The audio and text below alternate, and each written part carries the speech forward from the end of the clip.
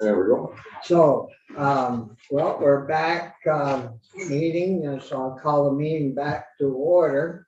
And we're gonna be talking with a group of folks in, regards to, our food, availability and what we have and how we could work to make it better. And, this morning, earlier, we of course had those school lunch people in, and they're using, according to their figures, a lot of locally grown food. And so the food providers, the hubs are what we'd like to see how they play a part in the overall food supply to Vermonters, our institutions as well as our schools. So, John, I guess we'll start.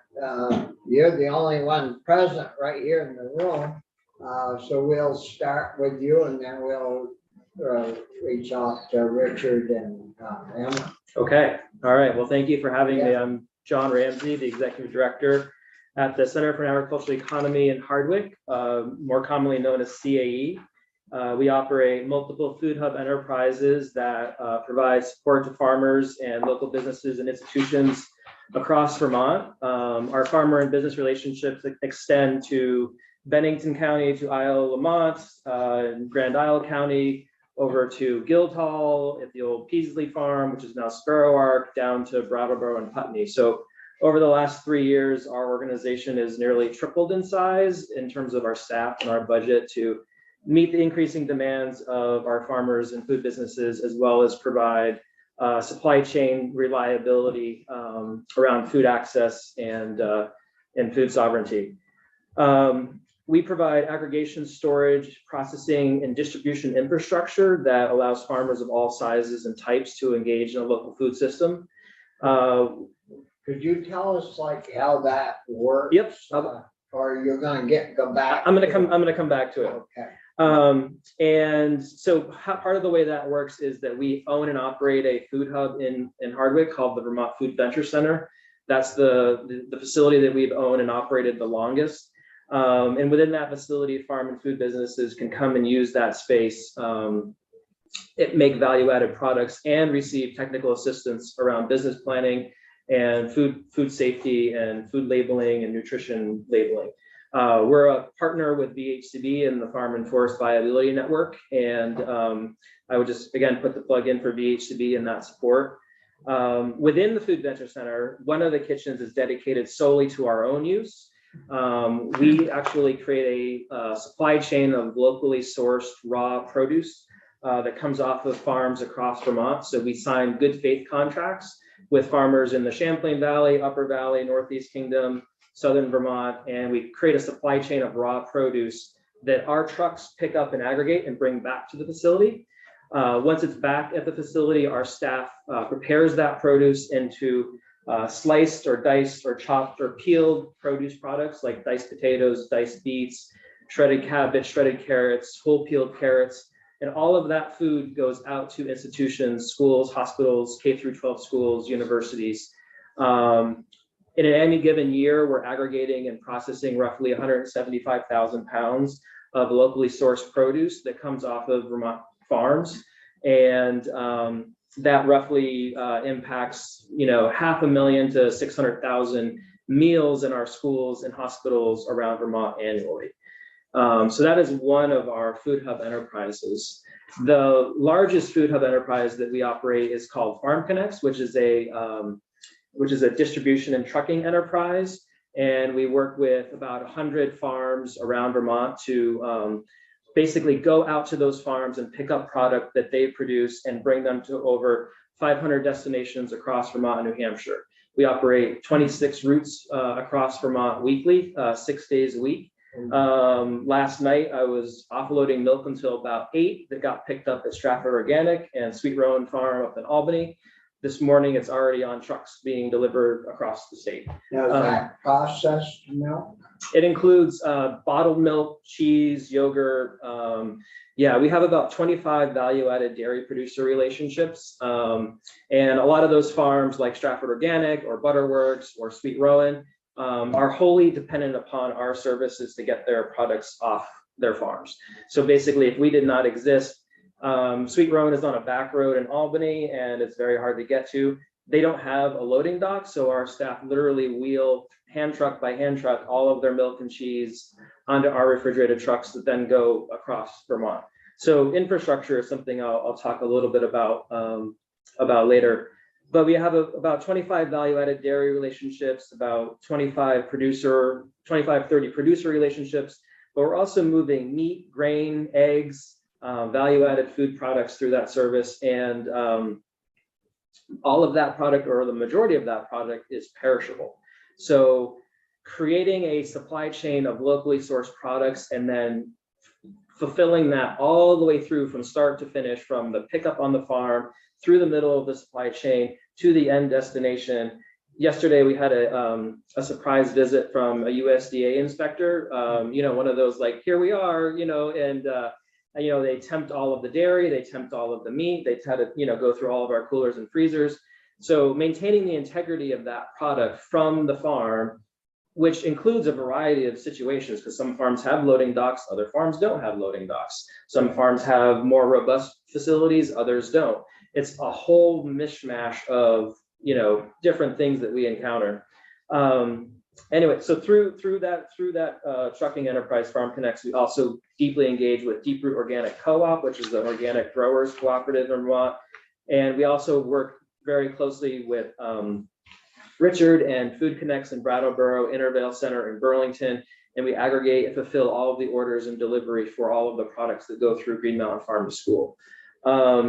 We have relationships with Vermont Food Bank, and we're literally moving millions of pounds of locally produced food off of farms every year, which if you sort of were to aggregate what we do with Just Cut and the vegetable processing, Farm Connects and the trucking, operating the Food Venture Center, which is also where Jasper Hill has their second creamery, it's roughly 20 million to 25 million of economic development annually that impacts probably hundreds of jobs for those farm and food businesses, and helps maintain tens of thousands of acres of farmland, much of which it's been already conserved. So the state has made some deep investments in conservation and in farm and forest business technical assistance.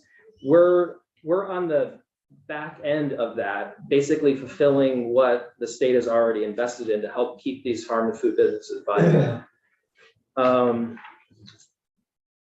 I think I want to just, before we go to the slides, just make a couple other points in terms of, our service works in the beginning of the supply chain, like I said, picking up directly at farms. We also work in the middle of the supply chain by being a facilitator and a cross-docker with larger distributors. So as an example, UNFI, they'll come to our facility and pick up for Butterworks. They're not going to send their 18-wheeler up the mountain to pick up Butterworks yogurt in the winter. We go pick all that up with our trucks, bring it all back to our facility while they're already there to pick up for Jasper Hill. So we facilitate those relationships. And even for like a small producer like Vermont Cranberry, who only works with us, for a few weeks out of the year, right around the holidays. This year, it saved, working with us saved Bob, I think, 36 hours of his personal time, 1,800 gallons of, or $1,800 in diesel fuel cost, and like 1,700 miles on his own personal vehicle by just, coming to Hardwick and cross-docking and, facilitating that relationship with UNFI. So in order to expand access to, local food to schools, we just encounter many challenges. One, just getting the product off the farm. In a couple of years, we're probably looking at upwards of $250,000 a year in expense in just diesel fuel and electricity. Storage, these products are perishable. They have short lifespans. Labor in kitchens is a real challenge. Logistics, back roads, mud seasons, snowstorms. Education staff are stretched thin already, and so are their kitchen staffs.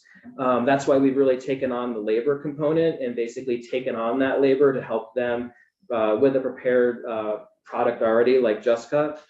And what other, I guess, suggestions that I would make are, expanding skilled labor opportunities, and these are things that you are all probably hearing, labor is directly tied to housing. Housing is directly tied to communities. There are multiple benefits when leveraging labor to support multiple businesses, and that's essentially what we're doing, right? So instead of every one of those farm and food businesses needing to hire a driver and go out and buy a truck, we have a fleet of 5 vehicles in a pool of 10 drivers that can execute that work for 100 plus farms. I would talk, to other folks about making existing resources more accessible. We have great resources available to Vermont farmers in terms of the Working Lands Enterprise Board, DBIC, water quality, but some of those applications are very daunting, and we have folks who are working in the VHCB Farm and Forest Viability Program who are dedicating hours to helping those farms fill out those applications versus helping them with a farm transfer plan or evaluating a new business enterprise. So sort of the skills and expertise required in order to access some of those funds sometimes can be really daunting for So small. you have people that work with the farmers so you serve as a provider through VHCB's farm viability. Yep. And we're spending a lot of time helping those farmers access those resources because it's pretty daunting on their own to sometimes fill out those applications and go through those processes. So streamlining those any way that we can, I would encourage you to sort of think about and talk to other folks about. And then infrastructure,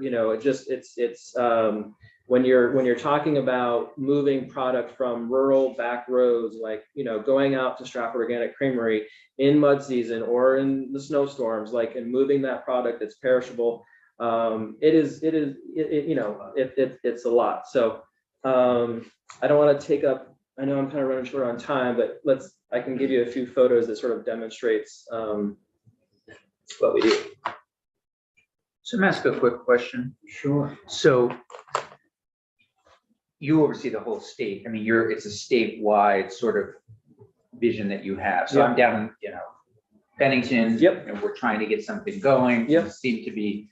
I was down there a year ago yesterday. Oh, you were? Yes. Okay. With everybody. with everybody. The whole group. Yeah. So the market seems to be lively and happening, and then things aren't going so well, I think, on the other end. But so I was just curious. So that's great that you're connected. No, with and all like of the them. folks from Rutland have come up many times. I've gone down there. I've met with the folks in Middlebury. Right. We're really trying to be a facilitator. Yeah. I've seen, I used to live in Craftsbury, and when I lived in Craftsbury, and I have some relatives in Hardwick, I just seen Hardwick just take off.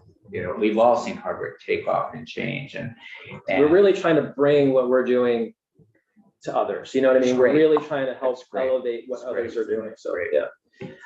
Do we have the pictures up, and do we have 2 minutes, or how much time do we have? A couple minutes? Can I ask where you started all of this? Like how long has this been going on?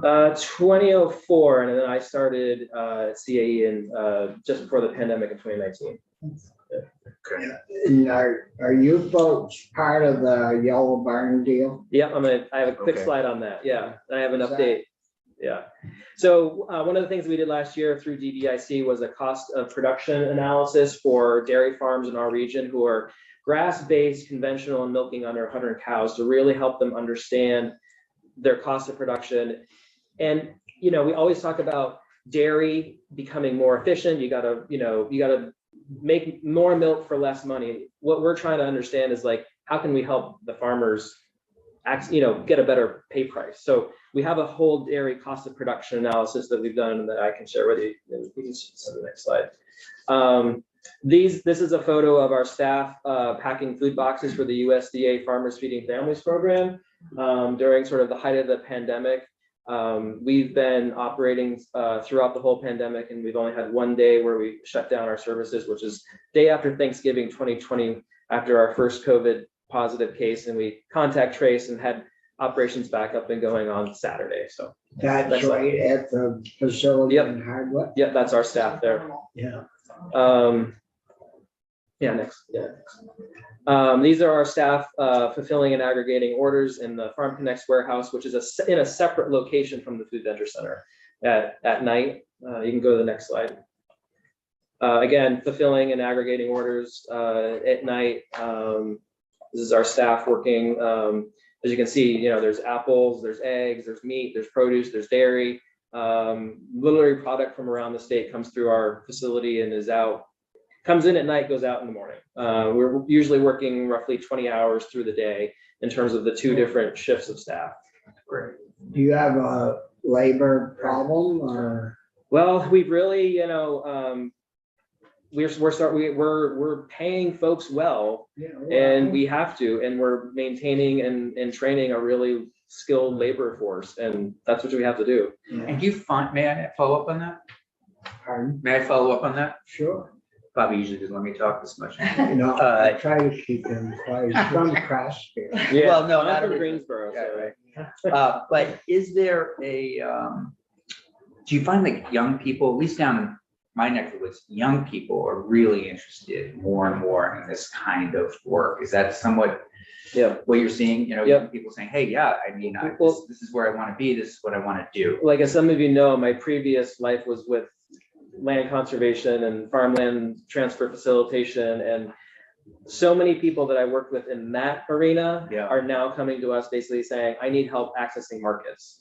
You know what I mean? And so that's really interesting. It's great for me to sort of have that relationship in terms of that previous role. But like, I think we have to be thinking about how I run my own farm in Greensboro. And when I started selling meat at Willie's, I was the only person selling local meat. Now there are like 6 of us. Wow. So we have to be thinking about how we're creating market development for these young farmers moving on to farmland, and the holistic picture. Thank you. So this is a rendering of the Yellow Barn project. This is a collaboration with us, Jasper Hill, Cabot Creamery, and the town of Hardwick. As of last night, I can report we have 2 competitive bids from construction companies, which is wonderful. Cabot Creamery is planning to relocate or put a welcome center into the Yellow Barn next to the Lamoille Rail Trail. And the new 22,000 square foot building will be shared by CAE and Jasper Hill. So we'll focus this space on aggregation and distribution, and the Food Venture Center space that we own is going to focus on more local food processing. So we're not giving one up for the other. It's really an And expansion. this Yellow Barn in that project, maybe a quarter of a mile, an eighth of a mile from. Probably less than that. It's like, yeah. You could walk it. Yeah, it's a 1-minute walk about, yeah. Yeah. And again, Vermont Community Development, major partner. So Vermont, thank you so much for the support there through economic development for that project. And we did do a couple more quick slides. What's gonna be in the brick building? In Hardwick, Yeah, behind the Yellow Barn, that. the brick building. Or that building right there. Oh, the new building, that's where CAE and Jasper Hill will locate. Oh, okay. Yeah, and that's where we'll have they're our- there. Our distribution will be out of there. Yep. Yeah. Yeah. And I just want to throw this in there. This is our staff on December 23rd, which was the day the governor said, everybody off the roads by 4 o'clock for the flash freeze. We had the big storm a few weeks ago. So bottom right photo is in Shelburne, just looking at the Nordic farm there where Earthkeep is. We have a tree in the road up in the Northeast Kingdom, power lines in the road in central Vermont. And just an amazing crew that, got everybody home safe, all of the milk aggregated, and we were out by 4:30, and we had crisscrossed the state that day. And it's just sort of like, I thought it was a good photo, sort of just to give you an insight into what this sort of entails on a daily basis. Well, the crew looks happy. Yeah. And I think there's maybe 1 or 2 more slides, but we'll just do this quick. So this is cabbage being harvested at Honeyfield in Norwich. Just can roll through these. This is their cabbage being processed at the Food Venture Center by our staff. And then this is the final product getting ready for palletizing. And then the next photo is the product actually in a school cafeteria. So just to kind of give you a sense of the whole complete process that we do. So Really exciting. And we had those some school lunch people in just before you. And, why the committee on ag is into this so big is we want to get more of this locally grown and processed food into our hot lunches rather than running trucks across from the country from California that get tied up in storms like you just showed us. And so it's really how much, or I guess you told us you did 175,000 pounds. What is your capacity on output? On the vegetable processing, Yeah, without some major facility upgrades, probably about 200,000. And you're almost. we're almost there. And I think that, do we expand and have a second shift come in? I think that we're sort of at that point where, we have to make some decisions. I mean, the Farm Connect driver shifts are roughly 10 hours plus already. You know what I mean? And we usually have them work 3 to 4 days a week. So I think that we've really done well to maintain and train an awesome staff that are providing a tremendous amount of labor. We don't want to burn them out either. You know what I mean? And I think that just the sheer amount of product hauling, lifting, processing, palletizing, again, when you're talking about moving literally every bit of milk of Sweet Rowan off of their farm on a ramp up into a truck every day, a couple times a week, but again, I think like it sort of exemplifies that every farm is at a different point. We've been in a situation where dairy farms had to invest in a bulk tank as their storage on farms. So any farm that wants to diversify into value-added dairy or grain or vegetables, they need short-term storage, long-term storage. They need ways in which to move that product off of farms efficiently. We can't keep asking our farmers to just do more. You know what I mean? It's enough to just run a farm, never mind to be a processor, a distributor, a logistics expert, so that's really what we're sort of intersecting with, is the facilitation and the implementation of so much of the work that's been done in Vermont with the Farm to Plate 2.0 plan and the Governor's Commission on the Future of Agriculture. We have so much of this outlined. We're really trying to implement what. Is there a way to connect working land? I mean, you talked about streamlining the application form, so you aren't, having to hire a lawyer to fill out an application to get a loan. Is there a way that we could streamline the working lands program, which, we put 2-3 million a year into that, so that these farms could maybe get a grant for cooler space or a loading ramp? I mean, it's crazy to wheel stuff up. That's what we do, but yes. I know. Yeah, I mean, that would be, I think a lot of farmers would welcome that, you know what I mean? And, there still needs to be an application process and a way to sort of do that. But I think, if there's a way to ease that process, I think that would be welcomed by a lot of farmers. If you go to the next slide, Linda, we do a lot of community engagement and community investment as well.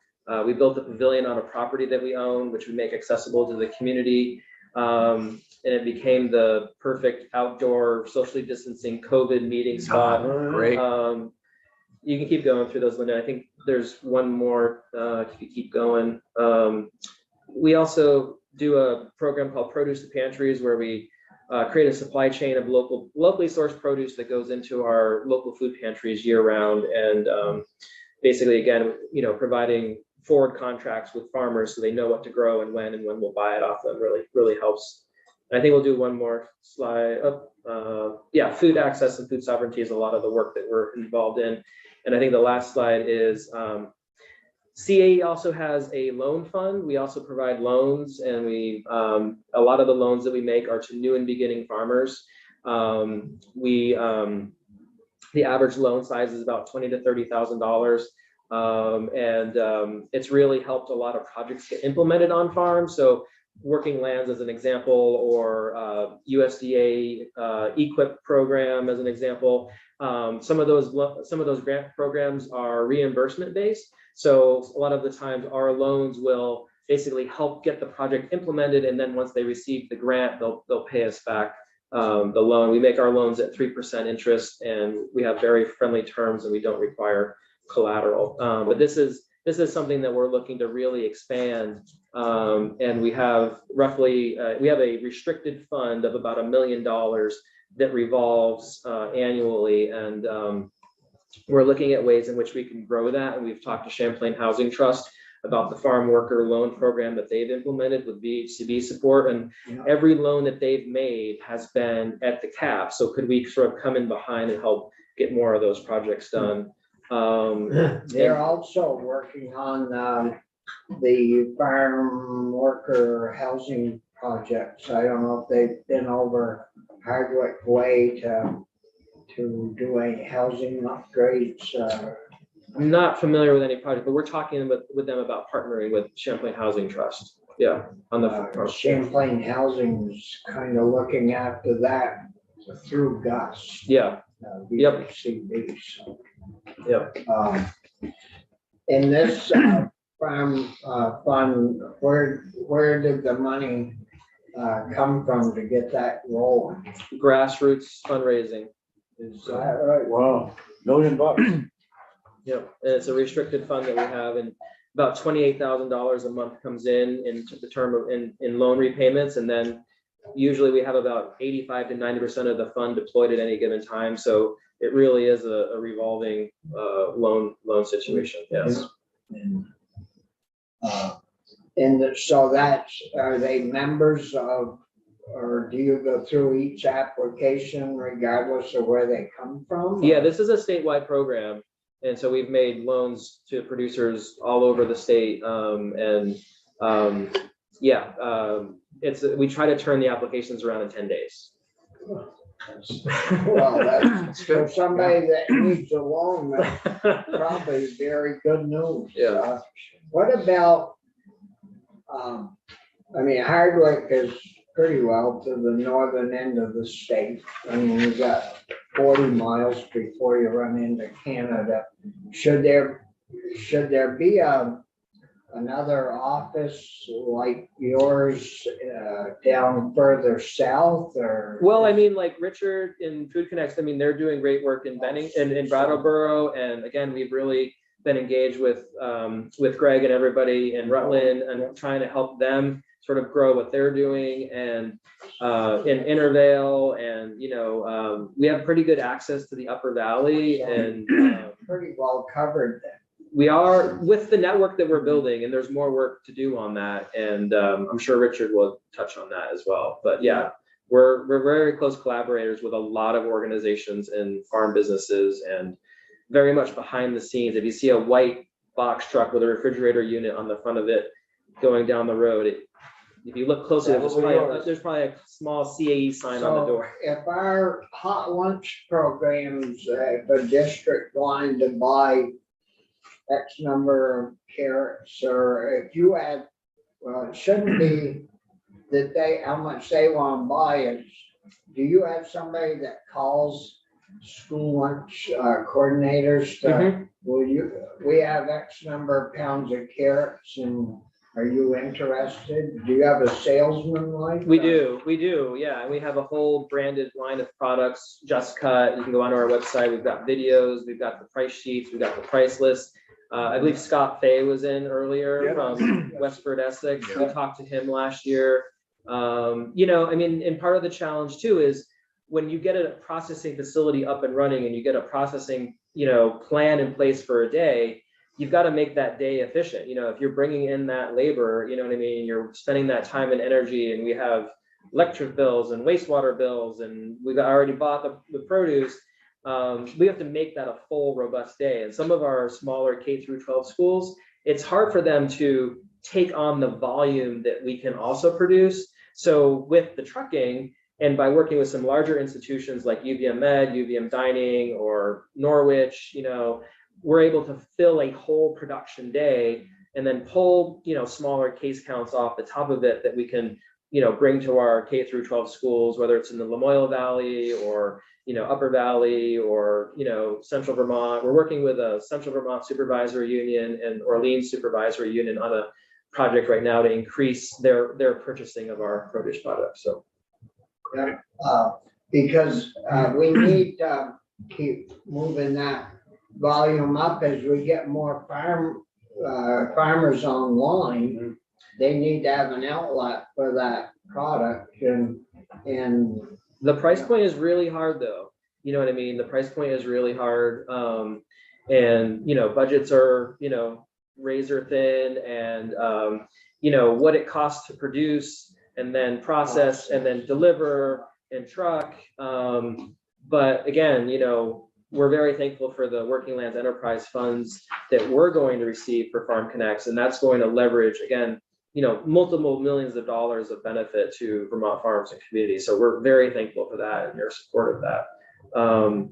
But it's, I think it's a lot to sort of maintain on a daily basis with Food limited. Bank was in, we had them in last week or the week, you lose track of days here, but they said they bought $2.5 million worth of Vermont produce, like during the last year. Yeah. So And we helped them aggregate You that. go there, so must be, it came from Hardwick, a lot of that. Not necessarily came from there, but in terms of like, it might have been a truck in a different part of the state picking up and then, and you know what I mean? We do a lot of that facilitation. So like if we're in Charlotte, dropping off grain at the old Nordic farm for one of the producers there, we'll be picking up malted grain that we bring back to Lawson's. When we're in the Mad River Valley, we're picking up for Von Trapp Farmstead, bringing that cheese that we pick up at Von Trapp Farmstead back up to Jasper Hill, they age in their cellars. You have a good coordinator or dispatcher to keep track of all that. Yes. It's a very good software. I did that for years, and you go home at night scratching your head. What, did I miss something? No, we need better software. We're physically printing about 60,000 pages a year of paper between invoices and pickup and delivery requests. And once we move into Yellow Barn, we want to get that system up and going. Because, What type of costs are we? probably upwards of 50 grand or more for that. So they have Yeah, software out there, yeah. you just don't have the Yeah. grant money yet Right. to access it or whatever, okay. So, any other questions for John? No, thanks. We'll move on to Richard. Thank you, John. You hear us, Richard? I hear you. Can you hear me? Yeah, you want to turn Richard up a little? John, you're a tough act to follow. Well, John's been at it quite a while, so, maybe he's got more time in than you have. Richard has been too. Oh, you've been at it. Maybe tell us a little bit about yourself and your operation, Richard. So I'm the co-founder and executive director of Food Connects, and we're based in Brattleboro. We're technically celebrating our 10th anniversary as Food Connects this year, but our programming started a few years prior to that under some different organizations. So we're really close to 15 years old. Not quite as robust and complicated programming as John, but we have a lot of overlap. Our main focus has been on aggregation and distribution. So our food hub is an aggregation and distribution food hub. Like the Center for an Agricultural Economy, we have tripled as well over the last few years. So seeing a lot of increase in demand for our services. But we're very focused on basically being a wholesale distributor. But as opposed to our competition, we're trying to keep prices as high as we can for the farmers, while also keeping prices low for schools so they can purchase. So, oh, go ahead. No, Oh, you're all sorry. set. I thought I heard something. So, we also run a farm to school program where we're basically supporting schools towards their goals around farm to school, which includes local food purchasing, but Also, what I think is really important to selling local foods to schools is the education and the advocacy part, because it's all well and good to sell a bunch of food to a school, but if the kids don't know what it is or don't want to eat it, they're not going to eat it. So I feel like our approach has been to think of two wings of the same bird. One wing being the education and the advocacy. And this is also in advocacy towards school boards and administrators and, you know, staff and faculty. But then also making sure that we can deliver food in a way that works for schools. So in 2022, we sold close to $2.5 million worth of regionally produced food. And we are in Brattleboro, so we are very close. In fact, we are much closer to New Hampshire and Massachusetts than we are to Montpelier. The majority of the food that we purchase and sell is from Vermont, but we do have some overlap. So of that total revenue, we did sell roughly $212,000 of food to schools. Sorry, specifically to public schools. We started out in Brattleboro, and slowly over the years, we've started selling to schools in the Upper Valley. And then this last year, we really made a big push to get into the Bennington area, as well as into the Rutland area. And we now sell to schools in Addison County, as well as we sell to Essex, Westford. We sell to Rutland Public Schools, Springfield Schools, and Quinn Valley. So our distribution routes have expanded dramatically in the last year, where we're serving a lot of areas that overlap with where CAE is selling to. And, you know, we work closely on transportation, logistics, and sharing product in between each other, and making deliveries even for each other. But we see selling to schools as a great opportunity to, you know, get our locally produced food into the hands of school food service directors, and then in for students. You know, we have learned over the years there are certain products that work well and others that don't. And we've been, you know, working with producers to improve their practices and supply chain to be able to do that in a better way. Do you do any processing, Richard? We process orders. That's it. Move paper and logistics. So the farmer, they don't ship you their like whole carrots unless you have an outlet for whole carrots. Is that right? That's correct. Yeah, we function like a distributor, pretty much. Like I tell some people, I'm crazy, but I'm not that crazy to want to add a processing line to our work. It's very challenging to do. So no offense, John. John says that it's a breeze.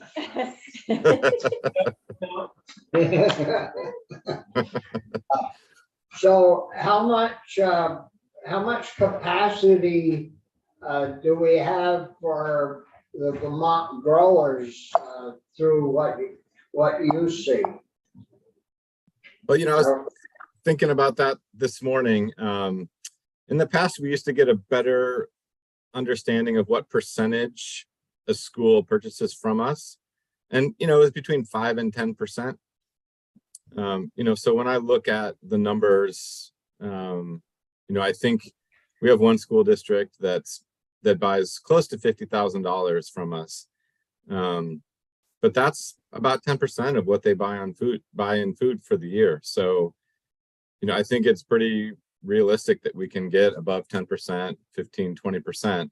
I also know we're not selling to every school in our area, nor are we selling across the state. So, you know, if we're able to really leverage the new incentive program and also some of the other projects that are in the works, that, you know, we can really do, take some big steps to change that number and get, I think, you know, again, it's based on products. You know, I think that we could realistically replace every apple in schools with a Vermont apple, and all the ground beef could be Vermont beef. And then, we could do a lot of work on produce as well, and fluid milk and other dairy. But, we're just not going to be able to serve all the needs of a school. So I think, if we were able to focus our attention on some of those key products, I think we could really make a big difference. And Yeah, I've if seen we it. could get halfway, if we could get 50% of our people or schools eating, that'd be quite an increase for our local producers. So, John was saying you deliver Hamburg, right, mostly? Yeah, we pick up at Rose and we deliver for Green Mountain Farm to School. All their orders for all their ground beef that they order through Rose up in Troy, Rose Slaughterhouse Yeah. Meat Market. And what about you, Richard? Where do you get your beef from? Most of our beef that we've been selling to schools this year has come from Boyden beef, Oh, way up north then. way up north. Yeah. Yeah. John, do we get that from your trucks delivered to us? Absolutely. Absolutely. Well, the kids are getting good wholesome meat then, that's for sure. They Do are. you have any Vermont milk down your way, or is it all coming up from out of state? Or do you distribute any milk? We distribute Millers, and we've been working with Miller Farm on creating better packaging for schools so that they've got smaller size milk containers. But I think it's a long ways to go in terms of getting the public schools to really transition to a local milk like that. We've had some success in private schools so far, but that's a tough nut to crack in terms of competing on price. So Miller Farm, they manufacture half pints? The Yeah, little we've- school- Yeah, they have. Yeah.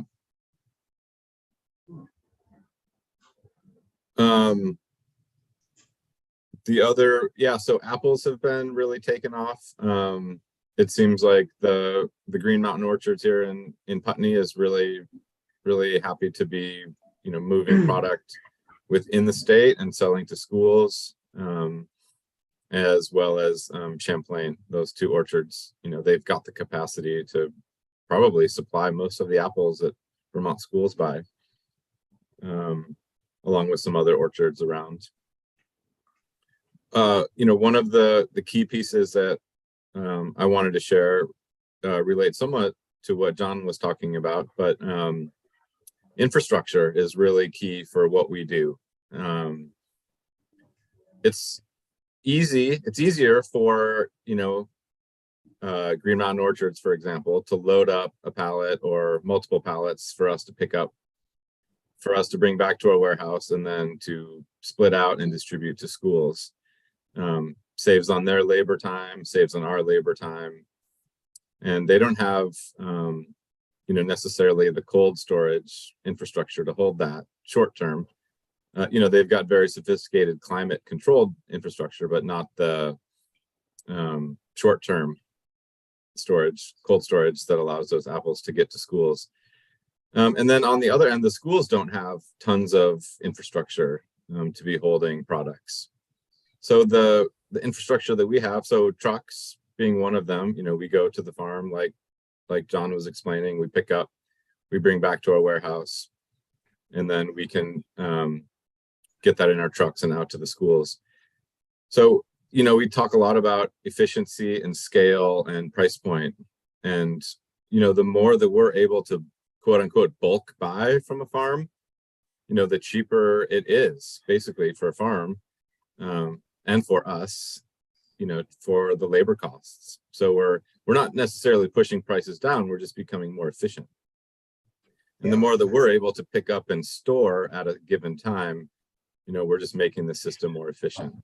So we've had recent purchases where we're buying pallets, we're storing it at our facility, and then we're able to distribute it in the volumes that work at our smaller schools. Especially when we're talking about some of our rural schools that have very small populations and very little kitchen space. So we're able to basically allow them to be part of a bulk purchasing deal and create greater efficiency in the system. But we're growing and we're running out of space. So we've been looking at raising funding, some pretty significant capital costs to, build out new cold and frozen storage, so that we can continue to play this role. And I think that's, a really important piece in connecting farms with schools is that we've got, capital investment, what I think is in the right place, which is in the middle and in the hands of a community-based nonprofit organization that, is really aiming to put producers first and put schools first and play that role in the middle. Again, to be efficient, not to push prices down, but to keep prices as affordable as possible in the schools. And then the infrastructure can be used also, like John was mentioning, for cross-docking. We pick up from farms and then other distributors can come to our location and pick up. Also, farms can pay to have food stored in our location, in our facility, instead of investing on their farms. We've got something more centralized. And then also we can make deliveries on their behalf to other customers. So feeling like there's a critical role for food hubs in terms of, aggregating some of this infrastructure and holding the labor needs to make this system work, especially for schools. Because we see it doesn't really work for other distributors. Our mainstream distributors are not really able to serve schools in the ways that we are. It sounds like though we're pretty well covered if we're in Bennington, Rutland, and up in Hardwick, and up in Burlington or Winooski at that place. Anything in Franklin County or? We do a route through Enosburg, St. Albans, and Swanton, and then through the islands. And we go to those Hannafors up there. We work with Boston Post Dairy and a few other folks up that way.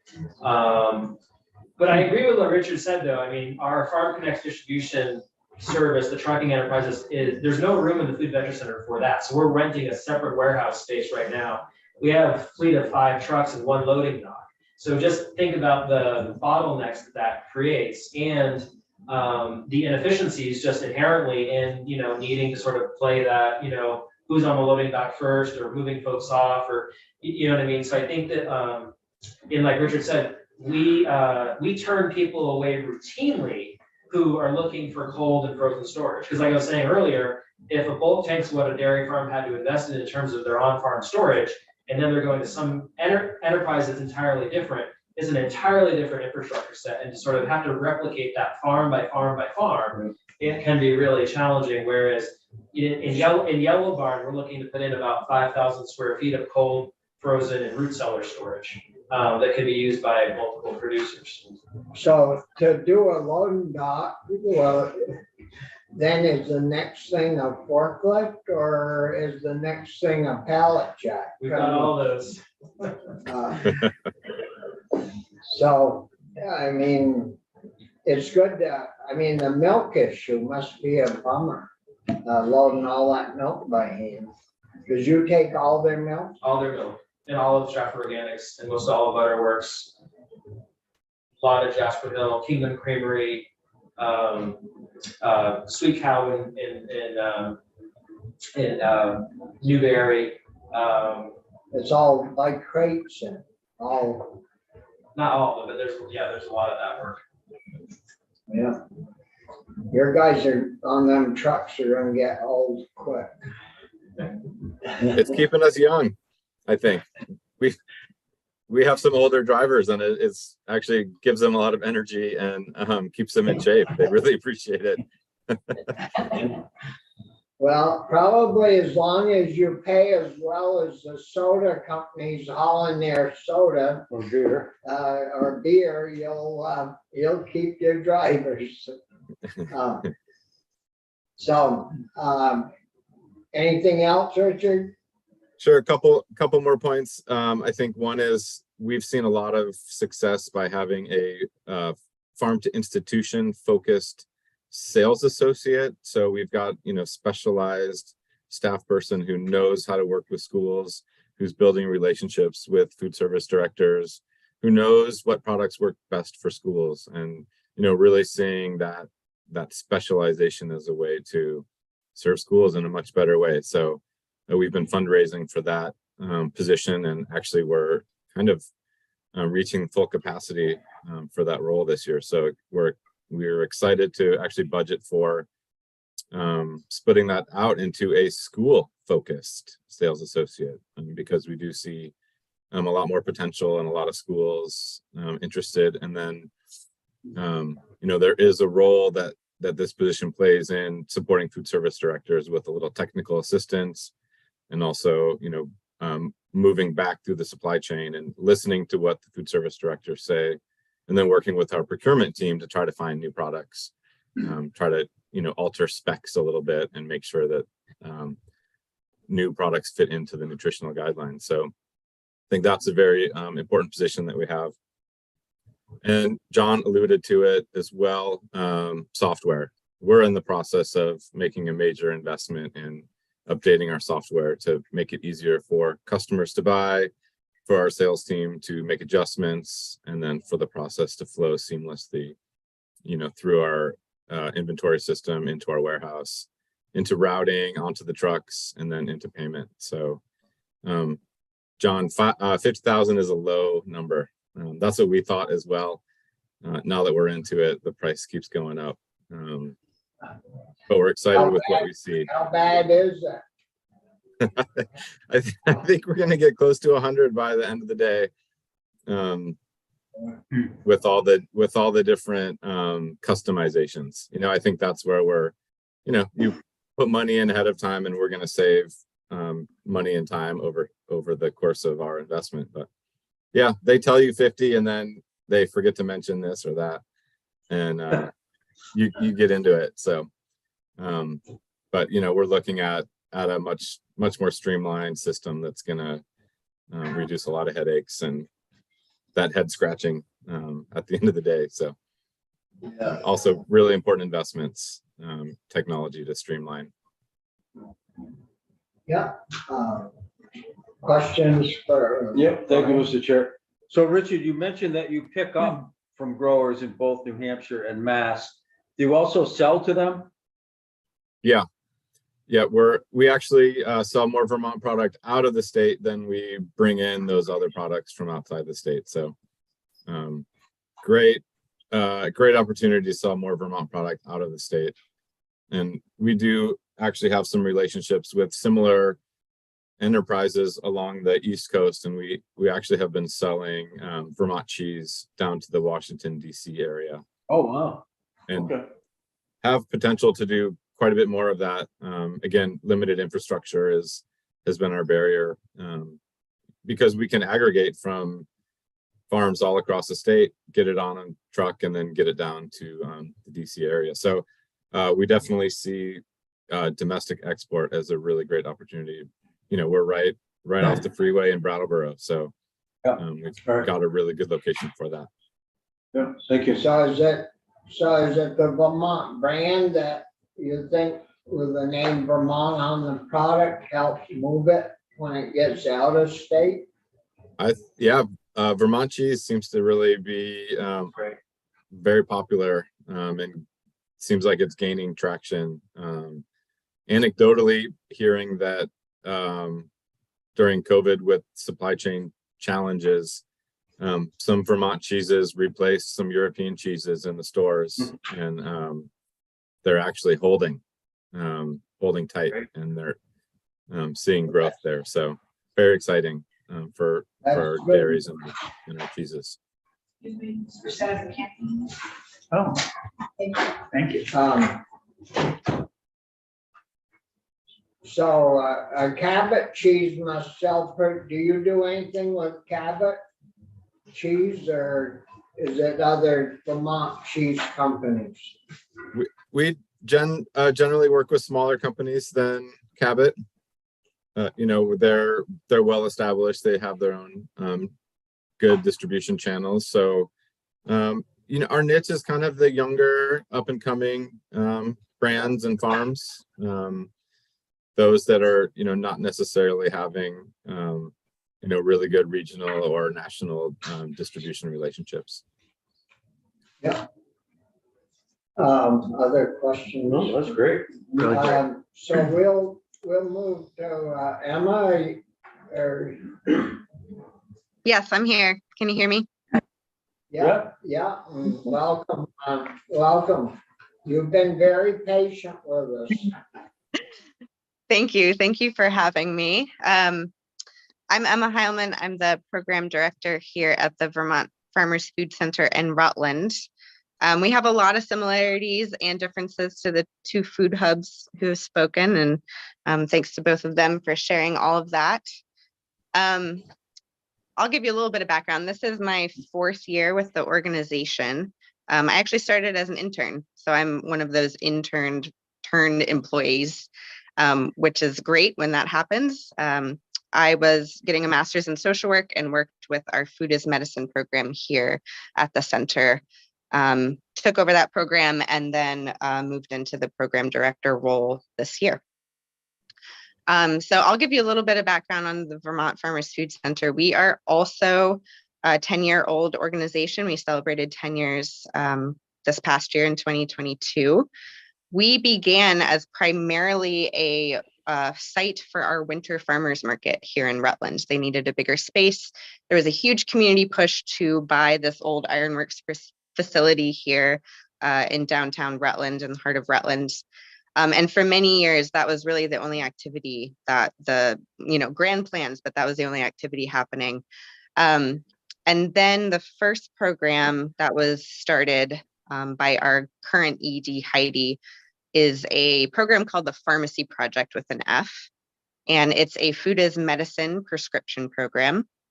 She had worked with the VYCC Farm Share, and she brought down some of that model to here. We adapted it to Rutland County specific and started that in 2015. So we'll be going into I think it's our 9th year running that program this year.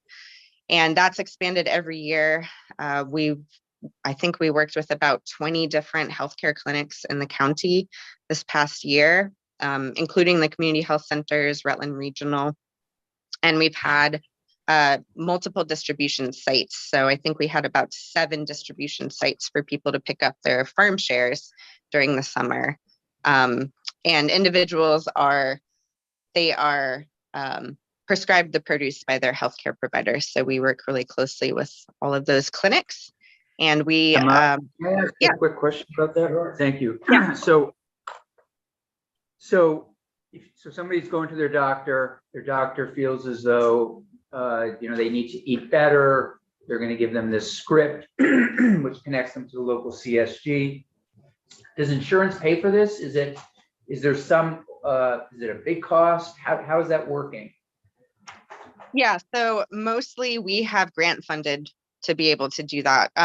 There is a lot of movement in that world with insurance companies trying to get Medicaid to pay for it. We have not been able to access that yet, but there's a lot happening on the national level that hopefully in a few years our clinic would be able to do that. But most of it has been grant funded on our end. We are finally working more closely with the clinics for financial support because they see the value of our program. So little by little, we're kind of doing it as a fee for service model with the clinics actually paying for the shares that they're enrolling their patients into. And that's really the model that we want to focus on because we want it to be community supported. It just strikes me as another reason for us to move forward with universal school meals, because you're teaching kids young how to eat well. And, so they're not sort of getting trapped into these other situations when they're older. So thank you. Yeah, and to that point, we had 225 of those shares going out in 2022, and half of those households did have children under the age of 18. So they are getting exposed to local produce, eating healthy. Yeah, and the other pillar of that program is really working exclusively with Rutland County growers and also new and emerging farmers so that they are provided an incubator market.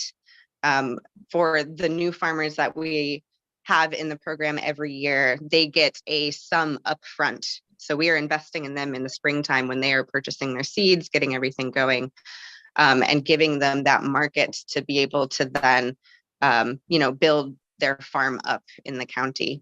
So that's really a big part of that program. And from pharmacy, once COVID happened, that's when things really grew exponentially for our organization. In 2018, there were 2 contracted employees, and in the past, 3 years, we now have 7 part-time employees. So exponential growth. A lot of that was due to COVID funding because we have run the Everyone Eats program here in the county as that hub since August of 2022. And that federal funding, that FEMA funding that came in, it's really helped us to establish some other infrastructure here. We now have an online retail market, in addition to our pharmacy project, and a pretty robust bulk buying program that really started with those restaurants who needed to buy local produce to be a part of the Everyone Eats program. So that's kind of all taken off. Which is wonderful. That's been the vision of our organization for 10 years, and all of that growth within the past 3 years. It just makes us really excited for the next 10 years of our organization. And as far as schools, working with schools, we're just starting to step into that. We have worked with a few daycares this past year to provide some bulk produce. Most of it's apples and carrots and sort of snack food for those kids. But we're really excited to begin to sell more to schools. Since we have our infrastructure, our internal infrastructure up and running, and being able to do these sort of bulk purchases and aggregation of food, that's an avenue that we're really looking forward to. And to partner with Food Connects, and also ACORN, the Addison County Relocalization Network. We're working really closely with them to find these accounts and work with our schools in the area. And then just long-term plans and goals for VFFC. The Route 7 corridor is an undertapped opportunity. We have ACORN in Addison County. We have the Vermont Farmers Food Center in Rutland. We have all the people working in Bennington. And we have this Route 7 that goes, directly through all 3 of those. And we really want to capitalize on that. We have a truck. We're getting a truck, our first refrigerated truck for our food hub. It's coming in the next couple of weeks here. So we're hoping that can really be an avenue for us to distribute between Bennington and Addison, but still remain pretty hyper local to working with Rutland County farmers. It's really our mission to just remain within this county in terms of the farms we're working with. There's, of course, a little overlap between Addison County and Bennington County. But really, we're pretty focused on Rutland. And as you know, too, the Green Mountains are right in the middle of the state, and sometimes it can be hard to get over those mountains depending on weather. But really, the Route 7 corridor is on the other side of that spine. So there's just a lot of opportunity there. Let's see, I had some other points, but are there any questions that come to mind until I go into more? Well, yeah, I'll just, so Richard goes into New Hampshire and Mass, and in some cases, Rutland's probably closer to New York State than it is to Bennington or Middlebury. Are you doing anything with the adjoining state? Not at this point. I think we would be open to that. We have a lot of our farmers who are right on the border of New York State. Yeah. And we have had a few pharmacy members who happen to live in New York State, but actually have a provider in Castleton or Fairhaven. So I think there is some overlap there. We're open to that for sure. Okay, thank you. Of course. And So, yeah, we go ahead. had, yeah, Say it one more you're time. on. Yeah. We're Okay. listening. Gotcha. Yeah, and I think infrastructure is a huge one. Linda, if you are able to share, I was going to share our site plans.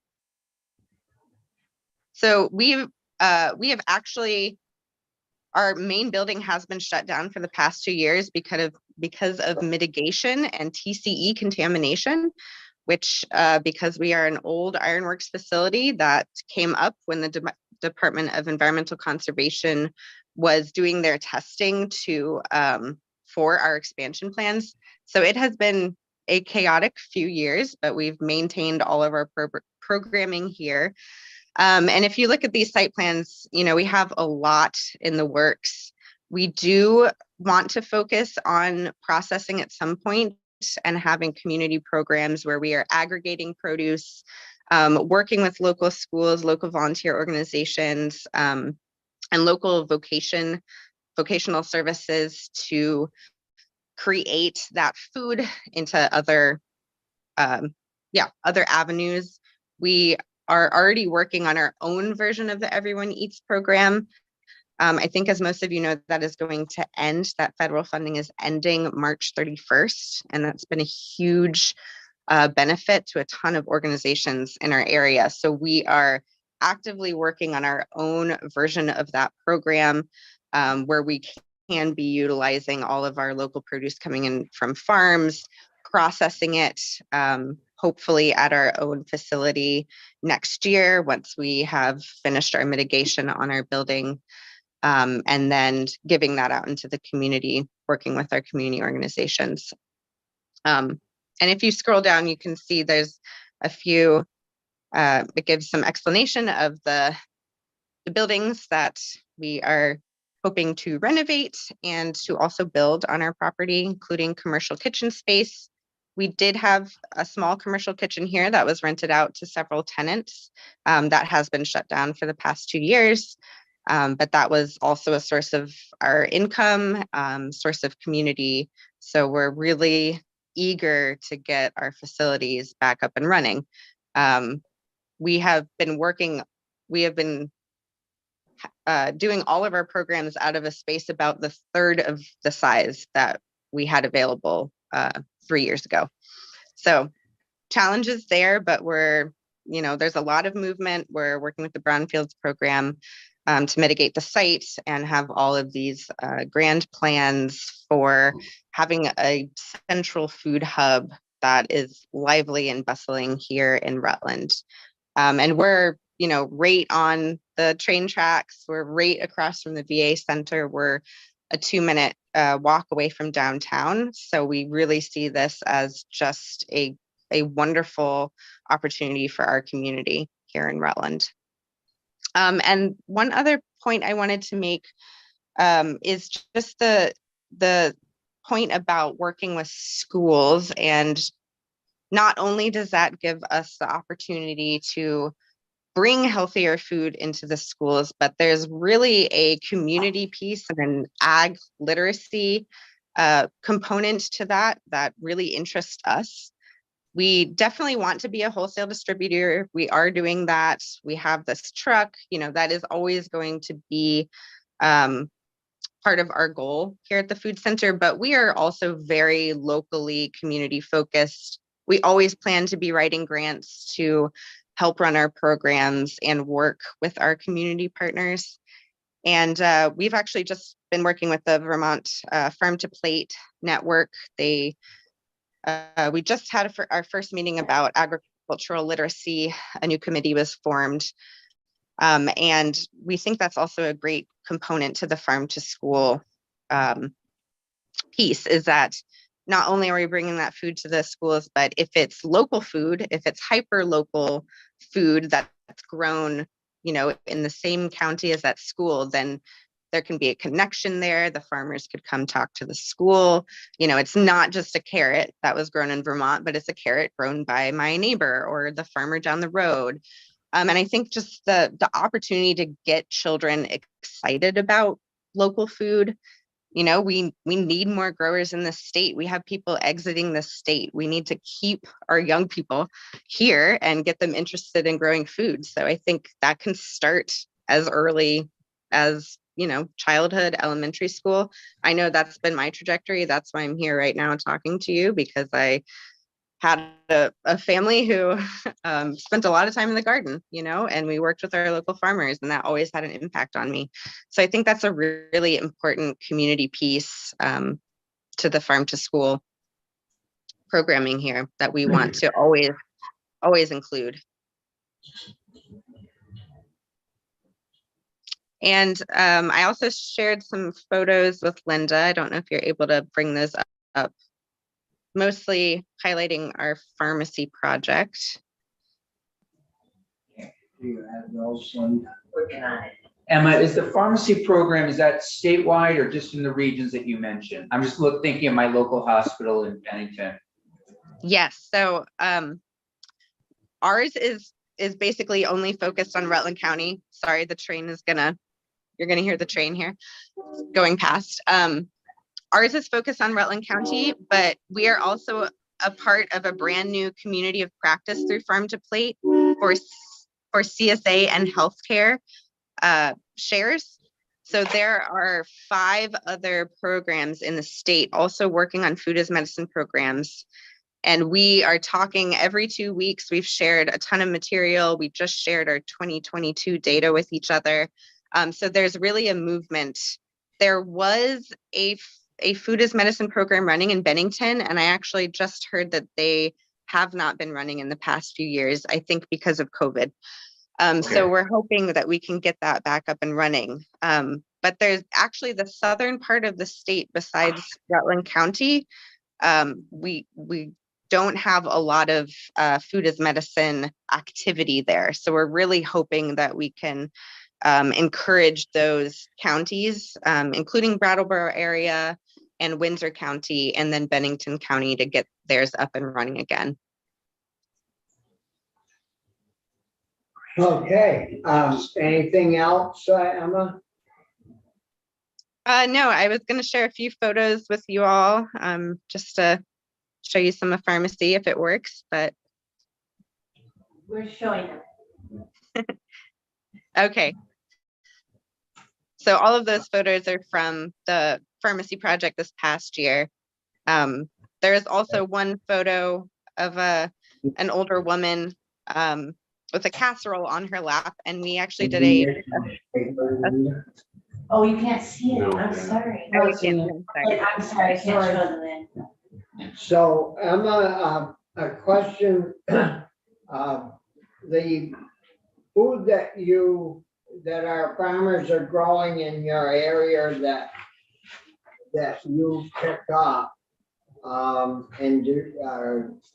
coordinate and pick up and then distribute to whoever, is there still money? How competitive are we on the pricing that our farmers end up getting, and you folks getting paid compared to buying off a national distributor that brings their produce in from, say, California or Mexico? Are we competitive or not competitive?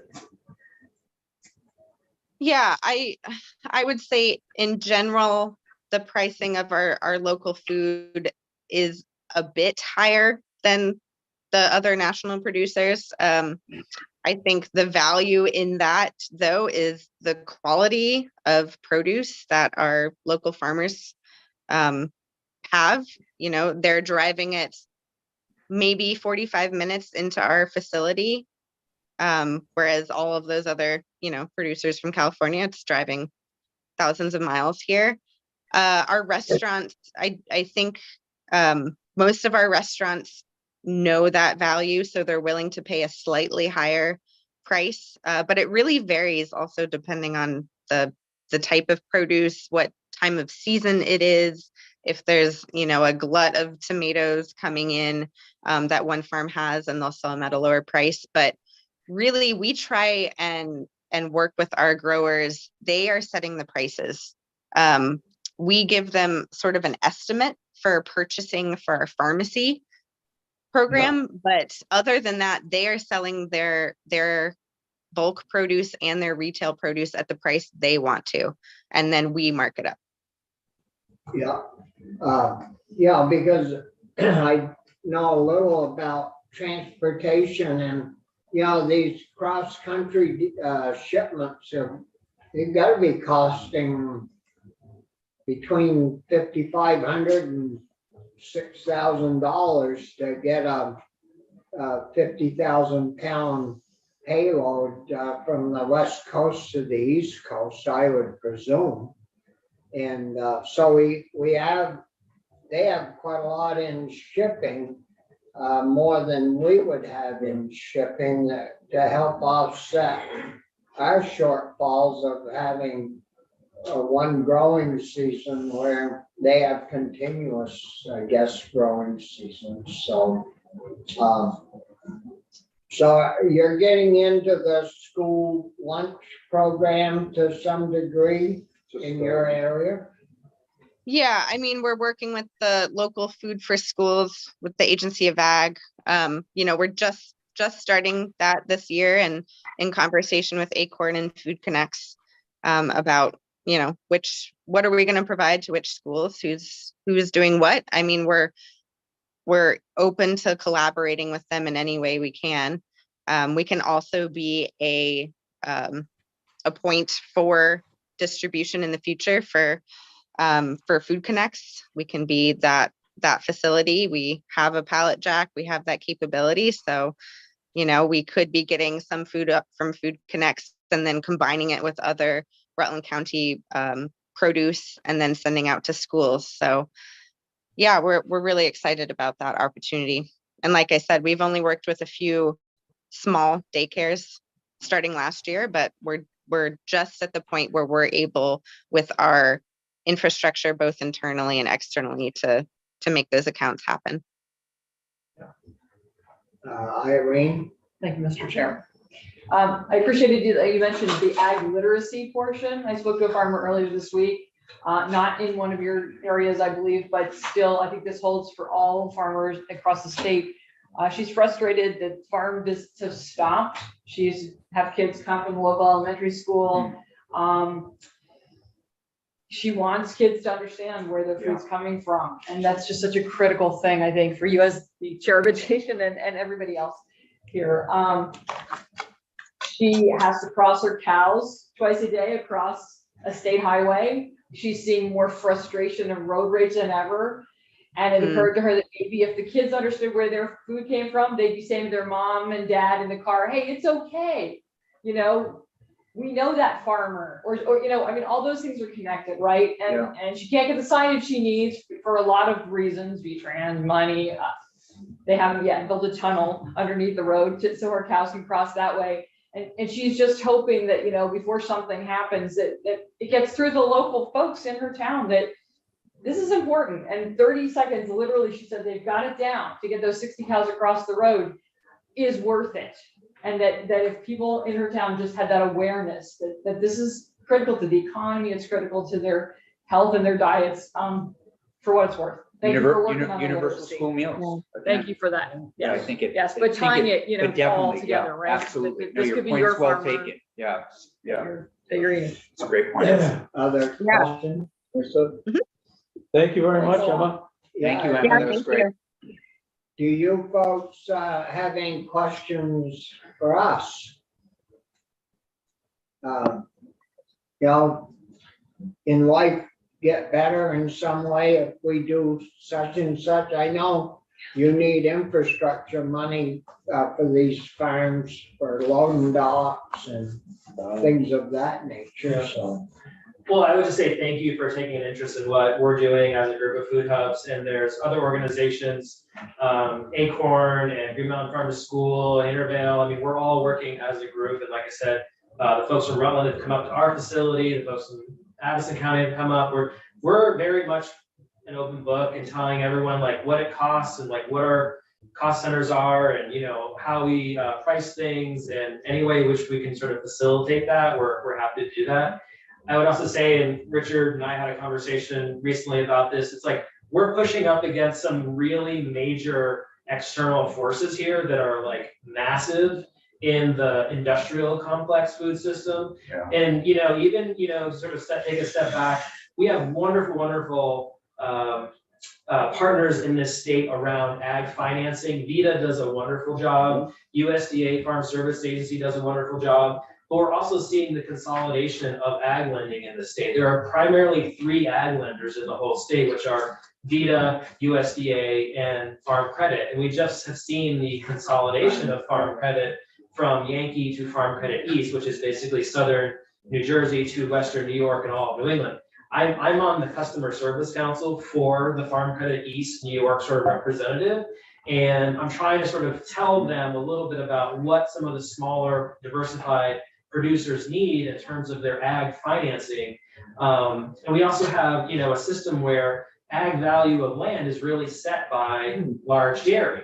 And so if we're trying to sort of set up systems where we have a more diversified working landscape, we have to sort of think, I think, holistically about what it takes to, if you're a dairy farm and you're trying to convert to a different enterprise, how is your debt going to be serviced during that transition to the enterprise? Will your existing debt be cash flowed by the new enterprise? What are the new infrastructure pieces you have to put in place in order to make that enterprise efficient and successful? So I think that we have a lot to do, but this is what I love. This is why I do the work. I grew up dairy farming. I have a beef operation, and I think, Richard, Emma, I know the passion that your organizations and that both of you have around this. And there's a lot of deep care that I see in the state around this issue. So that's my last piece. Thank you.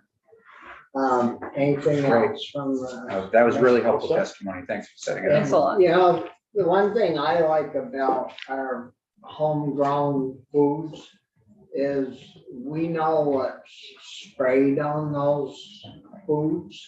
And, food that's coming from Timbuktu, we haven't got a clue what's been put on those vegetables and to preserve them and keep them well while they're being shipped across country and sitting in warehouses. We don't know if they're refrigerated warehouses or what, on the West Coast. So it's just, I think a healthy, smart thing to do is grow your own as much as possible.